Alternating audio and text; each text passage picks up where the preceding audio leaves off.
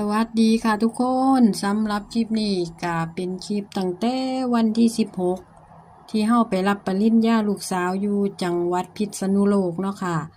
ก่อนอื่นก็ต้องบอกทุกคนก่อนว่าเป็นคลิปที่ถ่ายมาตั้งแต่เดือนมีนาเนาะค่ะเพราะว่าบ่มีเวลาตัดคลิปลงค่ะคลิปนี้พาทุกคนมาชมดอกไม้ดอกสะเหลาเป็นดอกไม้ประจำมหาวิทยาลัยนเรศวรนะคะทุกคนซึ่งช่วงที่เฮาไปดอกไม้กำลังบานงามหลายค่ะทุกคนค่ะปลูกไว้สองข้างทางคือว่าขี่รถเข้าไปนี่สะดุดตาเลยค่ะก็พาทุกคนมาชมบรรยากาศงานรับปริญญาเนาะค่ะตรงนี้เป็นบรรยากาศคนกำลังเดินทางกลับแล้วค่ะทุกคนค่ะเป็นเวลา5 โมงแลงค่ะทุกคนก็เลยได้มายืนอยู่จุดนี้ถ่ายเก็บภาพบรรยากาศให้ทุกคนได้รับชมเนาะค่ะเดี๋ยวกับเบิ่งบรรยากาศไปน้ำกันค่ะทุกคนค่ะหลังจากนั้นมาเฮากับเก็บภาพช่อดอกไม้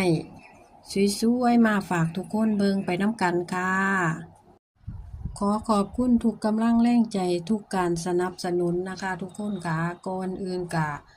ถ้าบ่มีพี่น้องสนับสนุนกะบ่มาถึงมือนี้เนาะค่ะขอบคุณทุกการรับชมขอให้พี่น้องทุกคนมีความสุขตลอดการรับชมคลิปวิดีโอนี้ค่ะกะขอแสดงความยินดีกับลูกสาวเนาะค่ะที่เพิ่นเดินทางมาถึงมือนี้เนาะค่ะเป็นงานรับปริญญาที่จังหวัดพิษณุโลกค่ะทุกคน